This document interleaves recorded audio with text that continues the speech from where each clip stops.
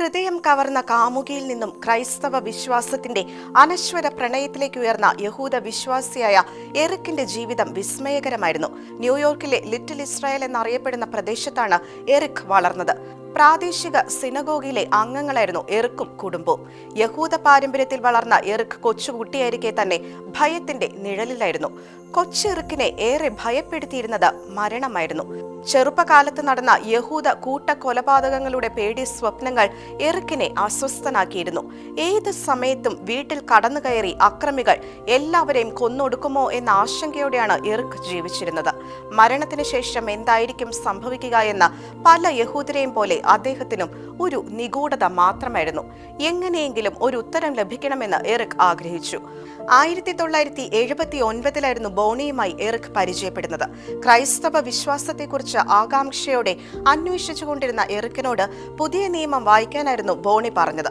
എന്നാൽ പുതിയ നിയമം വായിക്കുന്നതിൽ താല്പര്യമില്ലെന്നും യഹൂദ പാരമ്പര്യമുള്ളതായതിനാൽ പഴയ നിയമം വായിക്കുന്നതിൽ പ്രശ്നമില്ലെന്നും എറിക് പറഞ്ഞു. എങ്കിൽ പഴയ നിയമത്തിൽ തന്നെ നിങ്ങൾക്ക് യേശുവിനെ കണ്ടെത്താനാകുമെന്നായിരുന്നു ബോണിയുടെ മറുപടി. ഏഷ്യാ പ്രവാചകന്റെ പുസ്തകം 53 അധ്യായം അമ്പരപ്പിക്കുന്ന സത്യത്തിന്റെ പിച്ചള ഓടാമ്പലുകൾ തകർത്ത് യേശുവിന്റെ പ്രതിരൂപം വെളിവാക്കി. തിരുവെഴുത്തുകളിൽ വിശദമാക്കുന്ന വരാനിരിക്കുന്ന മിശിഹ യേശു തന്നെയാണെന്ന് 53 അധ്യായത്തിലെ സൂചനകൾ എറിക്കിന് മുന്നിൽ തെളിഞ്ഞു നിന്നു. ബോണിയുടെ മാതാപിതാക്കളെ സന്ദർശിക്കാനായി ഷിക്കാഗോയിലേക്കുള്ള യാത്ര വലിയൊരു മാറ്റത്തിന് കാരണമായി. മൂഡി ബൈബിൾ ഇൻസ്റ്റിറ്റ്യൂട്ടിലെ ഡോക്ടർ ഗോൾഡ്ബർഗിനെ കാണാൻ യാത്ര അവസരമൊരുക്കി. ഡോക്ടർ ഗോൾഡ്ബർഗ് നേരത്തെ ജൂതമത വിശ്വാസിയായിരുന്നു. പഴയ നിയമത്തിൽ വായിച്ച കാര്യങ്ങളുമായി ഡോക്ടർ ഗോൾഡ്ബർഗുമായി എറിക് സംസാരിച്ചു. യേശുവാണ് ജൂതന്മാർ പ്രതീക്ഷിക്കുന്ന മിശിഹ എന്ന് ഡോക്ടർ ഗോൾഡ്ബർഗ് കാര്യകാരണങ്ങൾ സഹിതം വ്യക്തമാക്കി. സംസാരം കഴിയാറായപ്പോൾ കർത്താവിനെ സ്വീകരിക്കാൻ ആഗ്രഹിക്കുന്നുണ്ടോ എന്ന് ഡോക്ടർ ഗോൾഡ്ബർഗ് ആരാഞ്ഞു. എറിക് ശിരസ് കുനിച്ച് സമ്മതം അറിയിക്കുകയുമായിരുന്നു. ദൈവത്തിലുള്ള പൂർണ്ണ വിശ്വാസത്താൽ എറിക്കിന്റെ മരണഭയം പൂർണ്ണമായും ഇല്ലാതായി.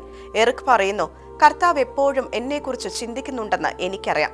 അവിടുന്ന് എപ്പോഴും നിങ്ങളെക്കുറിച്ചും ചിന്തിക്കുന്നുണ്ടെന്നും എറിക് ഓർമ്മിപ്പിക്കുന്നു.